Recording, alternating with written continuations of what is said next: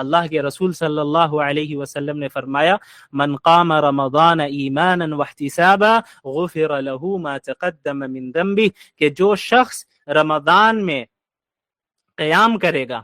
نمازیں پڑھے گا، رات میں اللہ کے سامنے کھڑا ہوگا، یا دوسرے الفاظ میں کہہ لیں جسے ہم تراویح کہتے ہیں، تراویح پڑھے گا اور ایمان کے ساتھ پڑھے گا اور اجر کی امید رکھتے ہوئے پڑھے گا، تو اللہ رب العالمین اس کے تمام گناہوں کو معاف کر دے گا۔ روزے کی بھی یہ فضیلت اور قیام اللیل کی بھی یہ فضیلت، اتنی بڑی فضیلت، لیکن بڑے افسوس کی بات ہے ہمارے معاشرے میں چند افراد ایسے ہیں جو امت کو اللہ سے نہیں جوڑتے ہیں، امت کو وہ توڑنا چاہتے ہیں۔ اسی لیے آپ دیکھتے ہیں کہ جیسے رمضان کا مہینہ آیا فوراً لڑائیاں شروع ہو گئی، تراویح 8 رکعت یا 20 رکعت، 20 رکعت بدعتی، 8 رکعت بدعتی۔ یہ بدعتی اور مشرک اور یہ سارے کافر ہونے کا جو ٹرینڈ چل پڑا ہے ہمارے یہاں، یہ بڑے خطرے کی چیز ہے۔ یہ چیزیں ہم لوگوں کو اصل مقصد سے پھیرنے کے لیے، ہمارا اصل مقابلہ تو کفار کے ساتھ ہے، اصل مقابلہ ان دشمنان دین کے ساتھ ہے جو ہمارے مسجد اقصی کو قبضہ کرنا چاہتے ہیں، اور وہ ایسے ہیں جو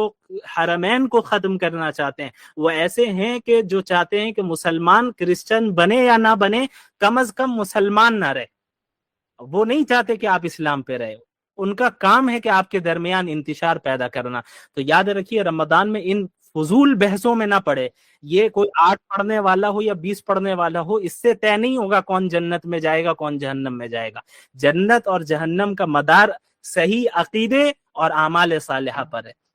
صحیح عقائد اور اعمال صالحہ پہ۔ باقی جو سب ایشوز ہوتے ہیں، اسلام کے جو فروعی مسائل ہوتے ہیں، سب ایشوز ہوتے ہیں، اس میں علماء کے درمیان اختلاف ہوتے ہیں، اس میں اختلاف کی گنجائش رکھنی چاہیے۔ اس کا سب سے اچھا حل یہ ہے کہ اگر آپ ایسے اسکول آف تھاٹ سے تعلق رکھتے ہیں جس میں تراویح کی نماز 8 ہی رکعت ہے اور تراویح تہجد ایک ہی کو مانتے ہیں، ٹھیک ہے، آپ اس پہ عمل کریں۔ اگر آپ اس پہ عمل کر رہے ہیں تو کوئی کافر اور مشرک نہیں ہو جائے گا، یہ آپ کے طریقہ استدلال ہے، آپ کے پاس اپنی کوئی دلیل ہوگی۔ لیکن جو 20 پڑھ رہے ہیں ان کو آپ پریشان کرنے لگ جائیں تو یہ طریقہ غلط ہے۔ اسی طرح اگر آپ کوئی ایسے اسکول آف تھاٹ سے تعلق رکھتے ہیں جس کے نزدیک 20 رکعت پڑھنا تراویح یہ مشروع ہے، یہ مسنون طریقہ ہے، اور پھر تہجد کی نماز الگ ہے، تو ٹھیک ہے، آپ اس پہ عمل کریں۔ آپ کے پاس یقیناً آپ کی اپنی دلیل ہے، اور کتاب و سنت سے اور سلف صالحین سے ہی آپ کی دلیل ہے، آپ اس پہ عمل کریں۔ لیکن جو 8 کا قائل ہے اب انہیں مشرک اور بدعتی قرار دینے لگ جائیں تو پھر یہ طریقہ بھی صحیح نہیں ہے، چونکہ یہ مسئلہ بھی کیا ہے، ایک فرعی مسئلہ ہے، میجر ایشو نہیں ہے اسلام کا، یہ مائنر ایشو ہے، سب ایشو ہے، فروعی مسائل جسے ہم کہتے ہیں۔ تو فروعی مسائل میں اور سب ایشوز میں جہاں اختلاف اور ڈیفرنٹ اوپینینز کی گنجائش ہے وہاں رہنے دیں۔ آپ یہ لڑائیوں میں اگر الجھیں گے تو آپ اپنے رمضان کو برباد کر کے رکھ دیں گے، وقت ہاتھ سے نکل جائے گا۔ کئی سلف صالحین نے اس کی وضاحت کی ہے کہ اگر کسی مردے کو ابھی زندہ کر دیا جائے، سلف صالحین کا قول ہے، حدیث نہیں ہے، یہ یاد رکھیے گا، سلف صالحین میں سے کسی عالم دین کا قول ہے، ان کا نام اس وقت میرے ذہن میں نہیں آ رہا ہے، بڑے مشہور عالم ہے، جنہوں نے کہا کہ اگر کسی مردے کو زندہ کر دیا جائے اور اس سے پوچھا جائے کہ تمہاری تمنا کیا ہے، تو وہ رمضان کے 1 دن کی تمنا کرے گا۔ اللہ اکبر! یہ اتنا بڑا مقام ہے رمضان کا، اور ابھی ہم مرے نہیں، ابھی ہم زندہ ہیں۔ تو یہ اللہ کا ہم پر کتنا بڑا فضل ہے کہ اللہ جو ہے ہمیں رمضان کی توفیق دے رہا ہے۔ سلف صالحین کا یہ معمول رہتا کہ رمضان کے آنے سے 6 مہینے پہلے سے ہی اللہ سے دعا کرتے، اللہم بلغنا رمضان، یا اللہ ہمیں رمضان پہنچا دے اور عافیت کے ساتھ، صحت کے ساتھ، ایمان کے ساتھ پہنچا دے۔ یہ دعا کرتے 6 مہینے پہلے سے، اور ابھی رمضان ختم ہوتا تو ختم ہونے کے 6 مہینے بعد تک اللہ سے دعا کرتے کہ یا اللہ پچھلے رمضان میں جو عبادتیں کی ہیں اسے آپ قبول فرما لیں۔ یہ طریقہ ہمارے سلف صالحین کا رہا، ہمارے علماء کا رہا، اکابر علماء امت کا رہا، یہ طریقہ صحابہ کرام کا رہا، یہ طریقہ اللہ کے رسول صلی اللہ علیہ وسلم کا رہا۔ تو یہ حضرات رمضان کا استقبال اس طریقے سے کیا کرتے تھے، تو ہمیں بھی اسی طریقے سے رمضان کا استقبال کرنا ہے۔ میرے عزیز بھائیوں، اللہ رب العالمین نے ہم سب کو اس دنیا میں ایک خاص مقصد کے تحت بھیجا ہے۔ یہ اللہ رب العالمین کا فضل و کرم ہے کہ اللہ نے ہمیں بغیر سوال کیے مسلمانوں میں پیدا کیا۔ یہ اللہ رب العالمین کی بہت بڑی نعمت ہے کہ اللہ نے ہمیں ایمان کی نعمت سے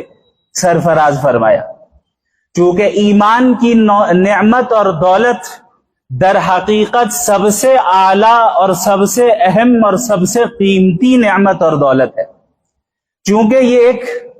ایسی چیز ہے جس پر انسان کی نجات کا اور سکسیس کا مدار ہے کہ کون سا انسان کامیاب ہوگا، کون سا انسان ناکام ہوگا، کون سا انسان سکسیسفل ہوگا اور کون سا انسان لاس میں رہے گا، نقصان میں رہے گا، یہ در حقیقت ایمان طے کرنے والا ہے۔ اللہ رب العالمین جو کہ الحکیم ہے، آل وائز ہے، العلیم ہے جو آل نوئنگ ہے، القادر ہے، القدیر ہے جو اومنی پوٹنٹ ہے، جو ہر چیز پر قدرت رکھنے والا ہے، ہر چیز کی طاقت رکھنے والا ہے، اس اللہ نے اس کائنات کو جب بنایا تو ایک مقصد کے تحت بنایا۔ اللہ رب العالمین کا کوئی بھی فعل بغیر مقصد اور بغیر حکمت کے نہیں ہو سکتا، چونکہ وہ الحکیم ہے، وہ آل وائز ہے۔ اللہ رب العالمین نے جب اس دنیا کو بنایا تو ظاہر ہے اس کے پیچھے حکمت ہے، اس کے پیچھے مقصد ہے، اور وہ مقصد اور حکمت یہ ہے کہ اللہ رب العالمین اس دنیا میں ایک ایسی مخلوق کو بھیجے جس کا امتحان لیا جائے گا، اور وہ مخلوق کون ہے؟ انسان ہے، بنی نوع آدم ہے۔ اور اللہ کے نبی صلی اللہ علیہ وسلم نے جو بیان فرمایا متعدد روایتوں میں، اور اللہ رب العالمین نے قرآن کریم میں متعدد آیتوں میں بیان فرمایا کہ اس دنیا میں آنے کا مقصد ایک انسان کا کیا ہے۔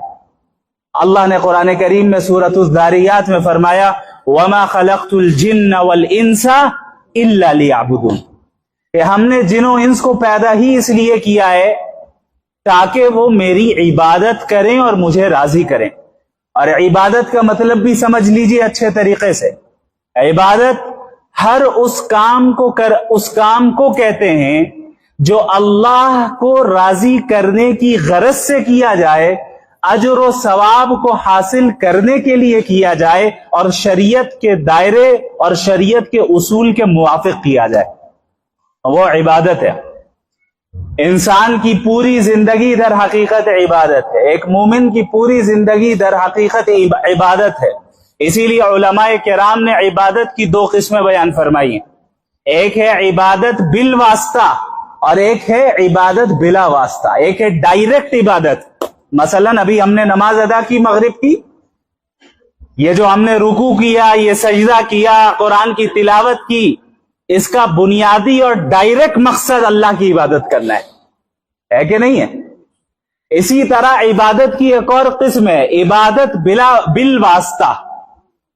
کسی چیز کے ذریعے عبادت کرنا، انڈائریکٹ عبادت جسے ہم کہہ سکتے ہیں۔ مثلا ہم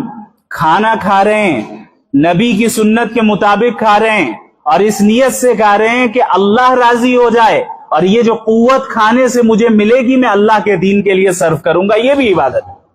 ہم تجارت کر رہے ہیں، بزنس کر رہے ہیں،